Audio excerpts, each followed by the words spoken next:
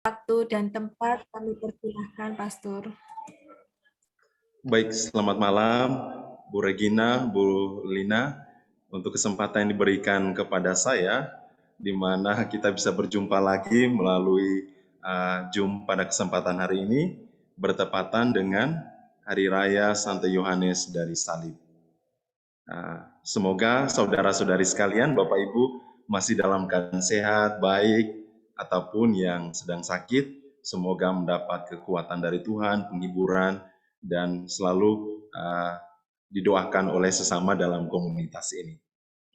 Izinkan saya pada kesempatan ini berbagi tema yang sangat sederhana, yang kurang lebih beberapa minggu yang lalu sudah ada perbincangan dengan Regina, dan memperkenankan saya untuk bergabung pada kesempatan hari ini.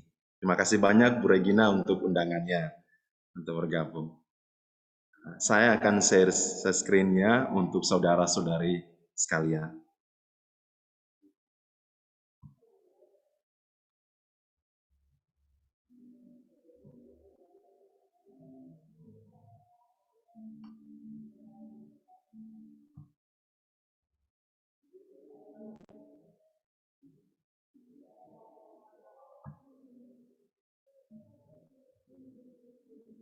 Baik, semoga bisa kelihatan di layar ya. Jelas, Pastor. Oke. Tema kita, tema kecil dan sederhana ini berjudul berbagi kebaikan Allah. Kalau kita melihat gambar ini, kita bisa langsung tebak pasti ada hubungannya dengan tema kita. Bagaimana orang-orang bisa berbagi dari apa yang mereka miliki. Tapi pada kesempatan ini saya mengajak kita secara sederhana memahami berbagi itu dalam pemahaman baik secara umum, baik melalui kitab suci maupun melalui ajaran Santo Yohanes dari Salib. Mari kita lihat bersama. Berbagi kebaikan Allah. Kalau berbicara mengenai berbagi, kita bisa bertanya apa yang mau dibagikan. Yang kedua, kebaikan. Seperti apa bentuk kebaikannya? Kalau kita bicara soal berbagi kebaikan. Lalu yang berikut, ini berbagi kebaikan dalam hubungan sebagai orang beriman tentu. Di sini kita melihat dari sudut pandang Allah. Kita orang beriman selalu menyadari apa yang kita miliki, apa yang kita punya, semuanya berasal dari Allah. Dan itu kita bingkai dalam sebuah kata yang namanya berkat, rahmat Tuhan.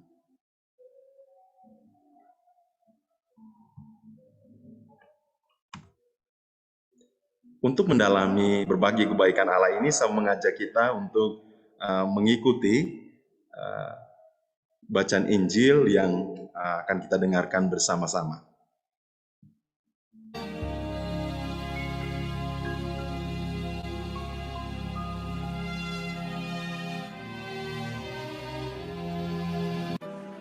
Yesus menyusur pantai Danau Galilea dan naik ke atas bukit, lalu duduk di situ.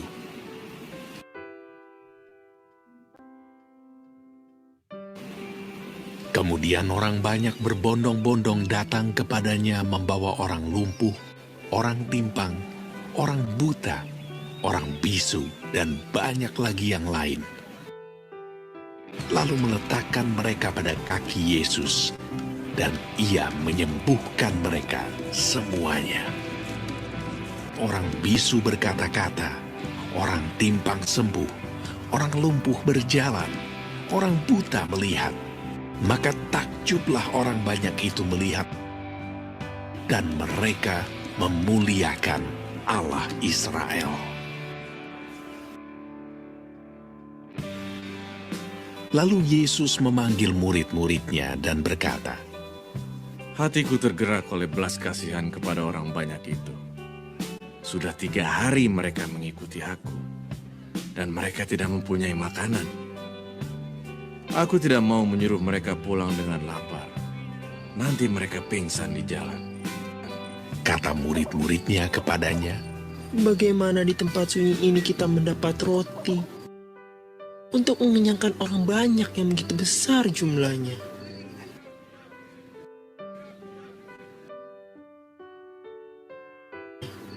Kata Yesus kepada mereka.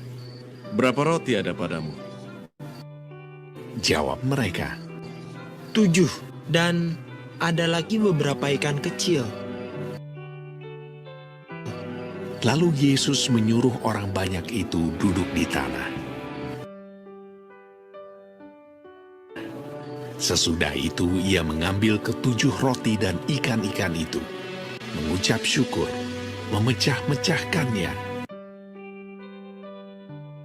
dan memberikannya kepada murid-muridnya. Lalu murid-muridnya memberikannya pula kepada orang banyak.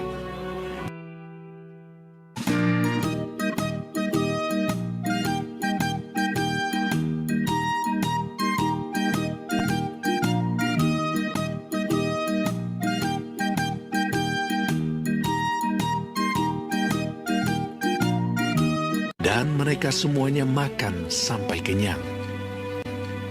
Kemudian orang mengumpulkan potongan-potongan roti yang sisa.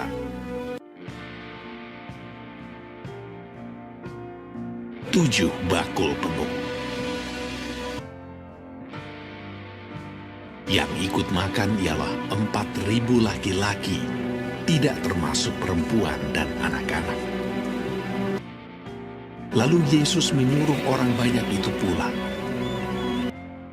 Ia naik perahu dan bertolak ke daerah Magadan.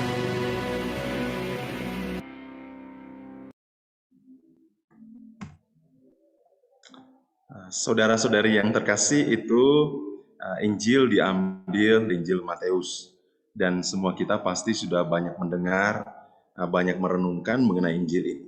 Tetapi saya mau berbagi sedikit berdasarkan pertanyaan Yesus. Pertanyaan Yesus kepada para muridnya, apa yang kamu miliki? Apa yang kamu punya? Kalau kita telusuri bersama-sama, gerak kasih atau perbuatan baik itu berasal dari Allah. Inisiatif pertama itu datang dari Yesus, memikirkan bagaimana orang-orang yang mengikutinya bisa mendapat makanan. Dan Yesus tidak langsung membuat mujizat.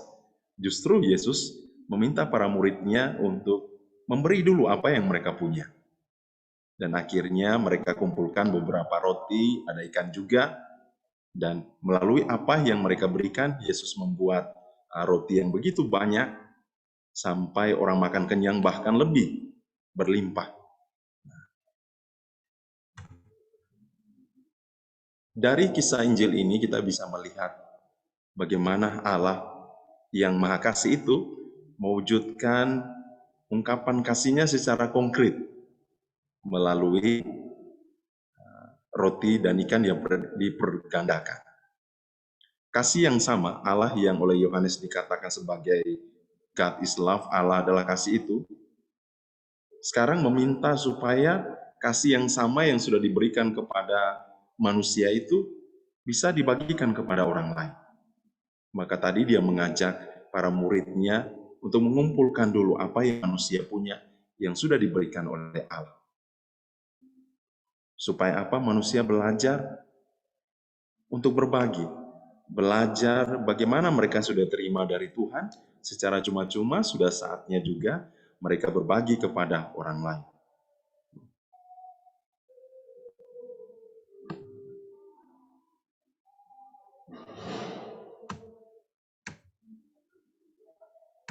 Kira-kira apa pengalaman kita berhubungan dengan berbagi?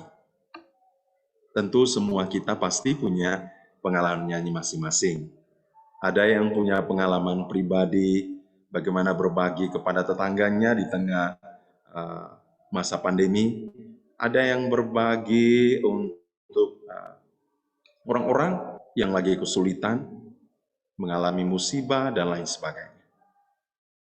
Tetapi ada juga yang berbagi secara bersama-sama, seperti berbagi dari kelompok tertentu untuk orang-orang atau sesama saudaranya yang tengah mengalami kesulitan di daerah yang lain, daerah yang bencana, ataupun saat ini misalnya orang mengumpulkan apa yang dia miliki lalu dikirimkan untuk sahabat-sahabatnya, teman-temannya, saudara-saudarinya yang tengah mengalami kesulitan.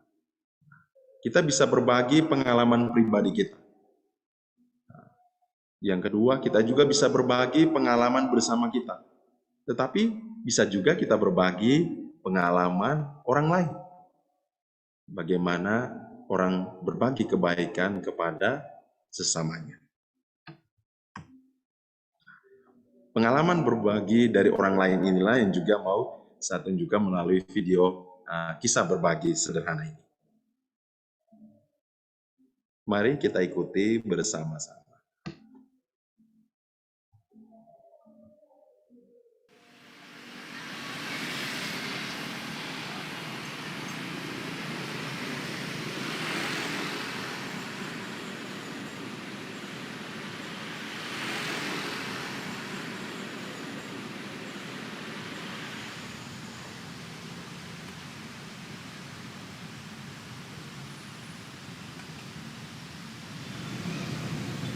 Ada apa mas? Ini mas, motor saya kehabisan bensin. Itu di depan ada yang jualan bensin mas. Masalahnya saya nggak bawa uang mas. Oh,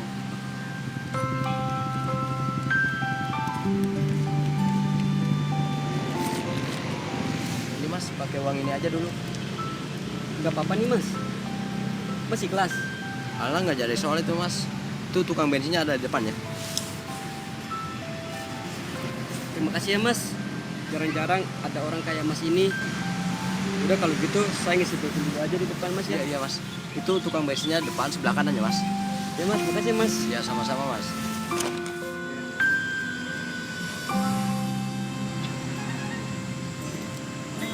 Maaf mas. Indonesia negara kita tercinta. Makasih, mas. Kita semua wajib menjaganya. Maaf mas, nggak ada kembaliannya. Udah ambil aja mas, ceritanya istri saya lagi lahir anak lama. Alhamdulillah lahir dengan selamat. Jadi nggak ada salahnya saya memberikan rezeki lebih, ada orang lain kan. Serius ini serius mas. Ya udah selamat ya mas Iya. buat anaknya. Sama-sama.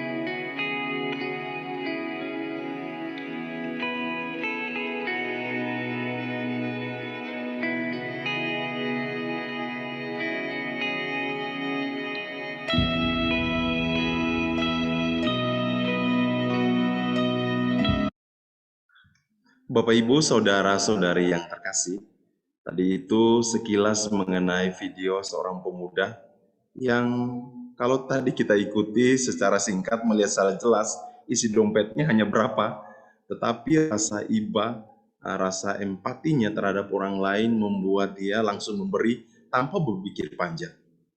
Sangat sederhana orang menghayati berbagi. Dan saya yakin saudara-saudari sekalian pun punya pengalaman yang sama, tidak jauh berbeda, mungkin dalam bentuk dan caranya yang berbeda. Tapi saya yakin bahwa semua pasti punya pengalaman berbagi. Kali ini kita mau belajar sedikit dari Yohanes dari Salib berhubungan dengan hari raya hari ini mengenai kira-kira apa sesungguhnya berbagi yang dimaksudkan oleh Santo Yohanes dari Salib.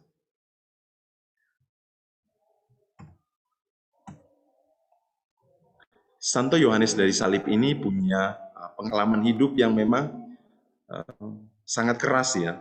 Sejak awal bersama orang tuanya, hidup mereka tidak gampang, sulit. Ketika dia masih kecil, ayahnya meninggal, bagaimana ibunya harus berjuang menghidupi ia dan saudara-saudarinya. Perjuangan itu membuat Santo Yohanes dari Salib ini belajar dari keluarganya, belajar untuk berjuang lebih di tengah penderitaan, kesulitan, dan tantangan. Dan satu hal yang menarik, bahwa keluarga Santo Yohanes dari Salib ini ibu ayahnya sudah menanamkan dalam diri anak-anaknya iman yang kuat, teguh, walaupun mereka tengah mengalami kesulitan dalam hidup. Pengalamannya sangat sederhana dalam kehidupan keluarga Santo Yohanes dari Salib. Santo Yohanes dari Salib ini lahir tanggal 24 Juni tahun 1542 di Pontiferro, Spanyol. Jadi Santo Yohanes dari Salib ini orang Spanyol, sama dengan Santa Teresa dari Avila. Ayah dari Santo Yohanes dari Salib itu bernama Gonzalo de Yepes, sedangkan ibunya bernama Catalina Alvarez. Pada usia 21 tahun, Santo Yohanes dari Salib ini masuk biara Karmel. Biara Karmel di Medina del Campo. Dan dia mengambil nama religiusnya itu Yohanes dari Santo Matias atau Santo Matius. Dan pada tanggal atau pada usia 25 tahun, yakni tahun 1567, ia ditabiskan menjadi imam. Nah, misa perdananya ini dirayakan di Biara Inkarnasi. Biara Inkarnasi ini adalah biara di mana para suster Karmel hidup. Dan sekarang Biara Inkarnasi itu menjadi Biara OCD, Ordo Karmel Tak Berkasut. Ketika pembaharuannya, biara ini menjadi Biara OCD. Namun kisah perjalanan sebagai seorang biarawan itu tidaklah mudah. Ada masa-masa sulit. Sama menjalani panggilan sebagai seorang imam pun banyak kesulitannya. Baik itu yang datang dari diri sendiri maupun yang datangnya dari luar. Kali ini kesulitan itu datang dari komunitasnya sendiri. Dikarenakan Santo Yohanes dari Salib ini punya niat untuk bergabung dengan Santa Teresa, memperbaharui kehidupan para Karmelit. Pembaharuan itu dimulai oleh Santa Teresa dengan mendirikan OCD, Ordo Karmel Tak Berkasut. Sehingga pada tanggal 4 Desember tahun 1577, itu Santo Yohanes dari Salib ini ditangkap oleh saudara-saudaranya dalam komunitas, lalu disiksa, dan tentu kita pasti sudah banyak membaca kisahnya, bahwa memang pada zaman itu bentuk ketidaktaatan itu diungkapkan demikian. Jadi orang disiksa, dipenjarakan. Dan memang di biara-biara pada zaman itu ada tempat khusus, boleh dikatakan penjara lah, penjara dalam biara untuk orang-orang yang boleh dikategorikan sebagai pembangkang, tidak taat, tidak setia, itu hukumannya tuh mereka dipenjarakan.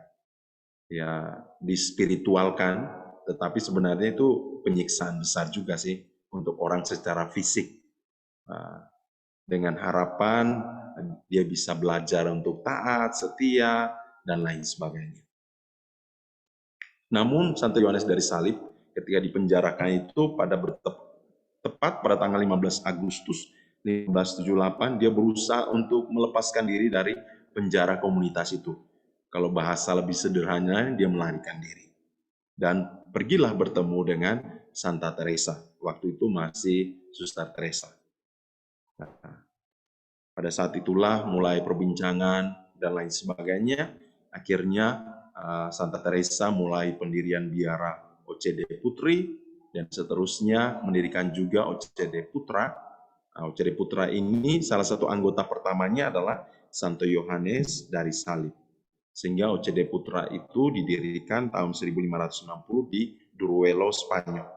Anggota pertamanya itu Santo Yohanes dari Salib dengan beberapa imam yang lain juga dari Karmel yang bergabung dalam OCD. Santo Yohanes, singkat cerita, Santo Yohanes dari Salib ini meninggal di Andalusia tahun 1591.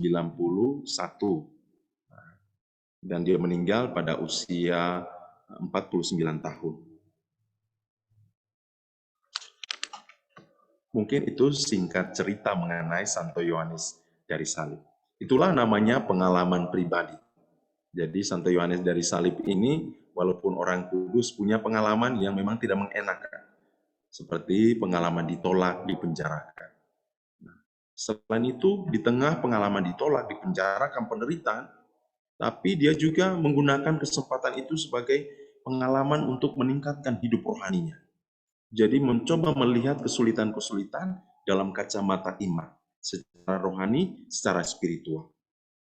Nah, inilah muncul, saat-saat itulah muncul karya-karya yang begitu banyak, besar, yang dilahirkan oleh Santo Yohanes dari Salib. Akhirnya kita boleh katakan, tidak selamanya penderitaan itu membuat orang hidup dalam keterpurukan.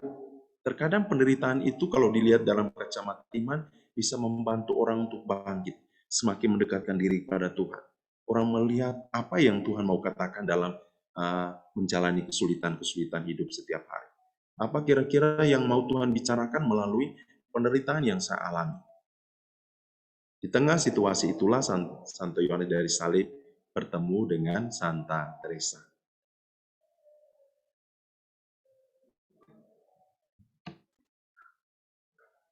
Apa makna berbagi kebaikan Allah menurut Santo Yohanes dari Salib? Sebenarnya Santo Yohanes dari Salib ini berbagi tentang pengalaman hidupnya. Sehingga ada beberapa poin penting memaknai berbagi itu. Dia berbagi ini diungkapkan dengan mengalah. Terkadang orang katakan bahwa mengalah ini orang yang tidak ada semangat juang. Orang-orang yang sudah kalah sebelum berjuang atau menyerah sebelum berjuang. Tapi bagi Yohanes dari Salib, mengalah ini juga dilihat sebagai kita membiarkan orang lain menang. Dan baginya itu jiwa seorang pemberani. Misalnya saya sederhanakan lagi, misalnya ketika dalam rumah tangga, dalam hidup bersama, ketika ada misalnya ketidakcocokan ide, pemahaman, perasaan, alangkah baiknya misalnya kita yang ini belajar untuk bisa mengalah satu dengan yang lainnya. Nah, mengalah untuk hal yang baik dan benar itu tidaklah salah. Ini semacam kita memberi jeda, memberi ruang, supaya masing-masing orang mengintrospeksi diri, belajar juga untuk terbuka, belajar untuk menerima perbedaan yang ada. Yang kedua, itu orang murah hati. Artinya bahwa orang tidak mementingkan diri sendiri. Sehingga ketika orang berbagi itu menandakan bahwa orang berpikir juga tentang orang lain. Orang lain yang berkorban untuk saya, demikian juga apa yang saya buat untuk orang lain yang telah berkorban untuk saya. Maka di sini ada ungkapan pemberian diri secara total, utuh. Ketika orang sampai pada sikap yang murah hati, orang juga akan melangkah pada yang namanya semangat untuk rela berkorban. Saya sangat yakin Bapak Ibu, Saudara-saudari, suster yang mungkin mengikutinya, tentu semangat berkorban ini sangat Kristiani. Kita berkorban karena kita belajar dari Allah yang berkorban untuk kita. Kita berkorban karena kita mau belajar bagaimana memberi apa yang kita miliki. Seperti pertanyaan Yesus tadi kepada para muridnya, apa yang kamu punya? Ini belajar untuk ini. Kalau orang rela berkorban dengan tulus, itu biasanya orang akan mengalami yang namanya kepuasan batin. Walaupun itu sangat sederhana ya, sangat manusiawi. Selain itu, dari berkorban itu, orang membahagiakan orang lain. Maka bagi Santo Yohanes dari Salib, ketika orang bisa memberi untuk kebahagiaan orang lain, itu salah satu jalan orang menghayati cinta Tuhan. Jadi membuat orang lain bahagia. Membuat pasangan bahagia.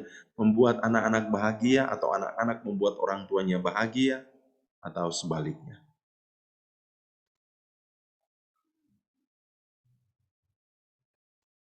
Pertanyaannya, kenapa orang melakukan itu? Bagi Yohanes dari Salib, ketika orang punya pengalaman bersama Allah, orang mulai memiliki yang namanya kesadaran baru. Kesadaran baru bahwa orang memiliki Allah. Dan biasanya orang yang memiliki Allah itu selalu mendapat berkat. Berkat itu dalam berbagai bentuk.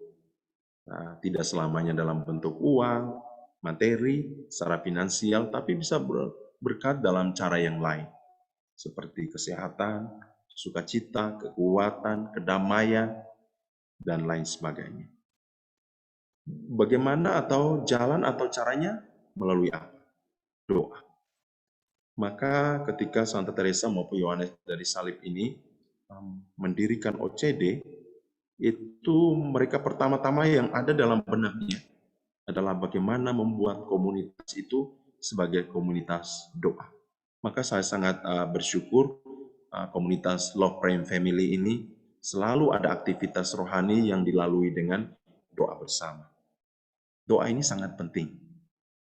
Ketika Paus Fransiskus itu dipilih sebagai seorang paus, menjadi seorang paus, kata pertama yang terucap adalah berdoalah untuk saya. Kami para imam pun butuh didoakan oleh umat. Walaupun kami berdoa setiap hari untuk umat, tapi kami juga membutuhkan untuk didoakan oleh umat supaya bertahan, kuat, tetap setia dalam panggilan. Doa kami pun dengan harapan yang sama, supaya Bapak Ibu, saudara-saudari pun dengan panggilannya masing-masing, kerja dan karyanya, boleh tetap juga setia, sehat, dan semangat. Dan jalan lainnya adalah jalan penyangkalan diri. Ketika orang berbagi itu, orang akan sampai pada satu sikap penyangkalan diri. Penyangkalan diri maksudnya di sini adalah orang tidak ingat diri sendiri. Saya berani untuk merelakan apa yang saya punya ini supaya orang lain bahagia, seperti yang tadi dikatakan. Jadi orang berusaha bagaimana membuat agar orang dalam rumahnya, komunitasnya, atau sesamanya itu bahagia. Cara dan bentuknya pasti berbeda-beda. Tapi intinya orang bisa merelakan apa yang saya miliki untuk sesama saya, untuk orang-orang yang ada di sekitar saya.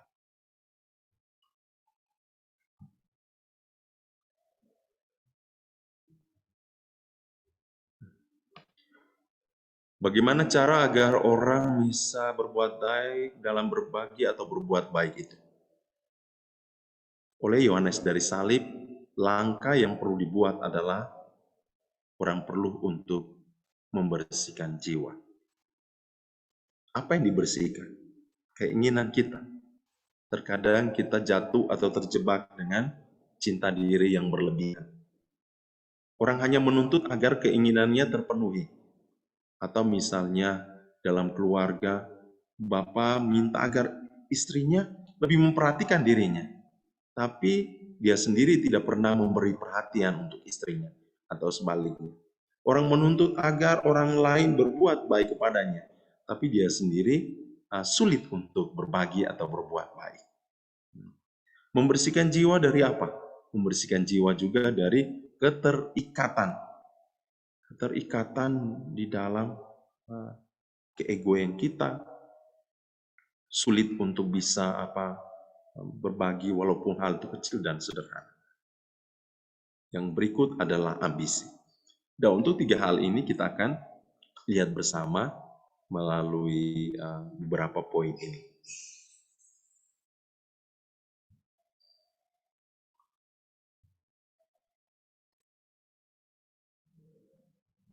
Santo Yohanes dari Salib meminta orang agar perbuatan baik itu sampai pada tindakan konkret.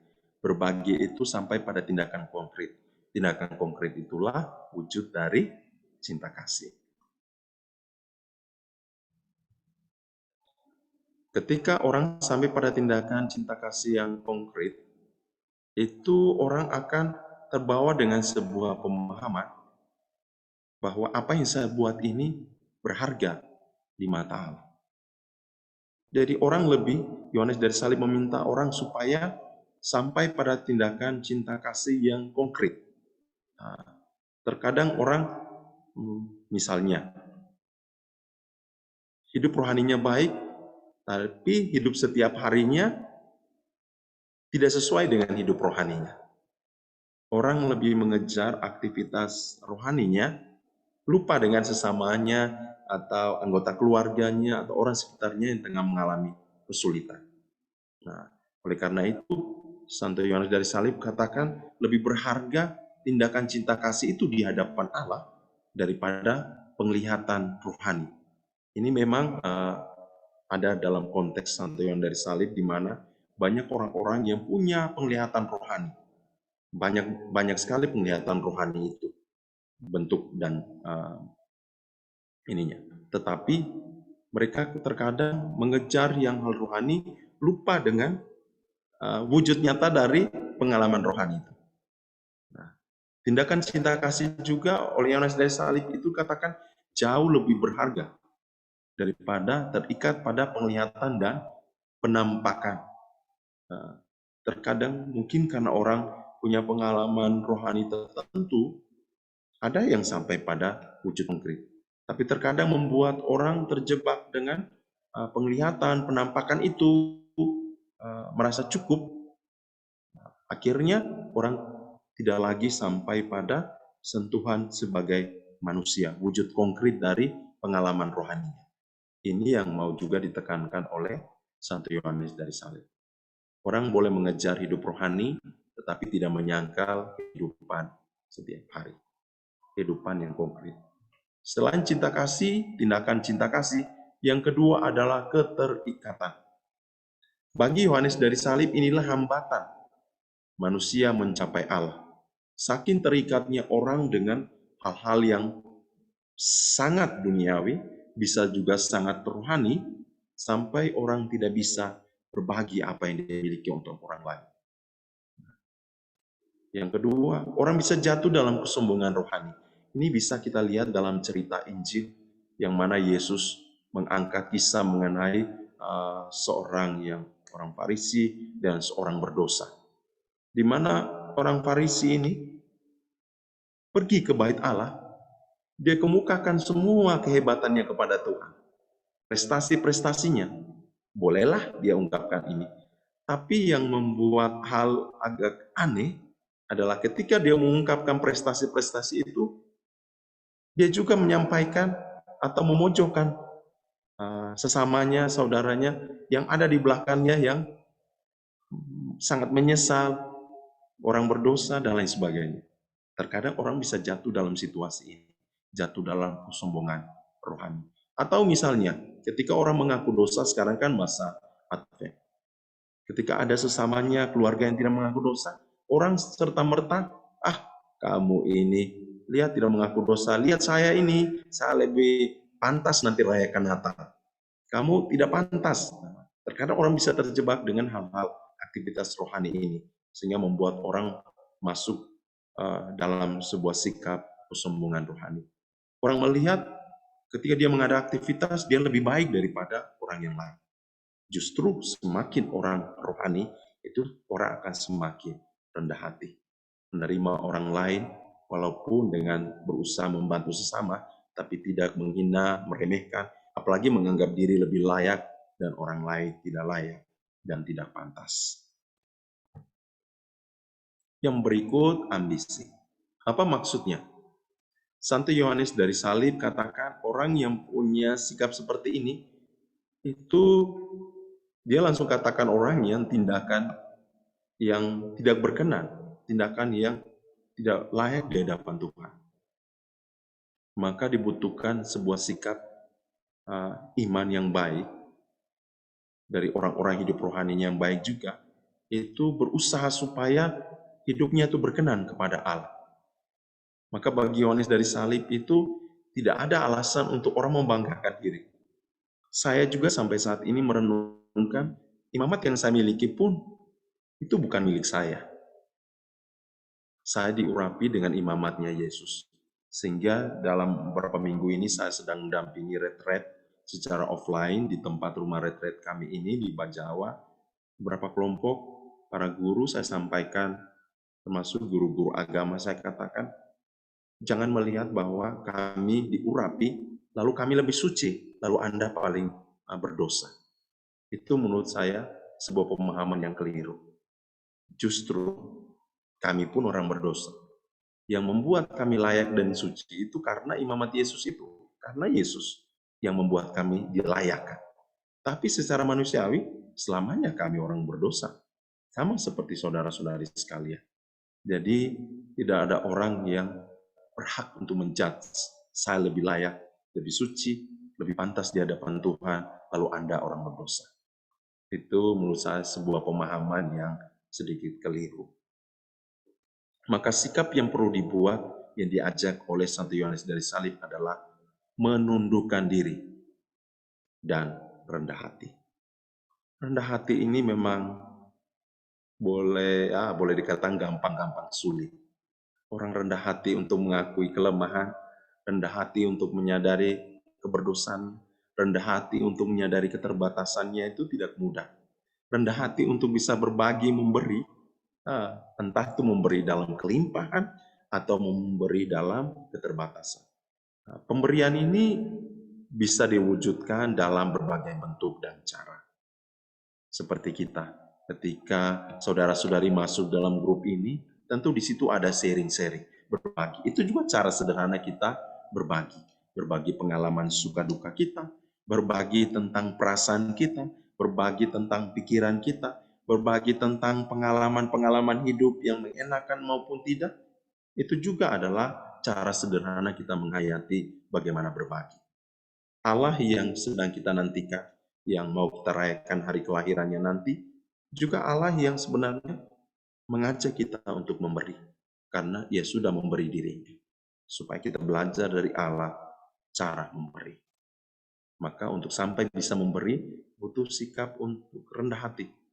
Rendah hati ini salah satu jalan supaya orang dengan terbuka mau untuk memberi dari apa yang dimiliki.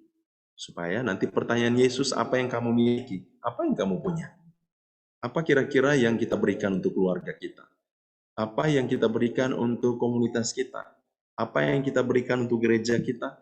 Apa yang kita berikan untuk sesama kita yang ada di sekitar kita? Semoga kita sekalian bisa belajar untuk berbagi dari apa yang kita miliki. Saudara-saudari terkasih, sampai di sini. Terima kasih. Tuhan memberkati. Mohon maaf jika ada satu dua hal yang kurang berkenan. Saya kembalikan ke Bu Lina, ke host kita. Mungkin ada satu dua hal yang mau ditanyakan, mau di-share. Silakan. Terima kasih. Terima kasih Pastor Agus atas pengajaran yang sangat berguna dan indah pada malam hari ini.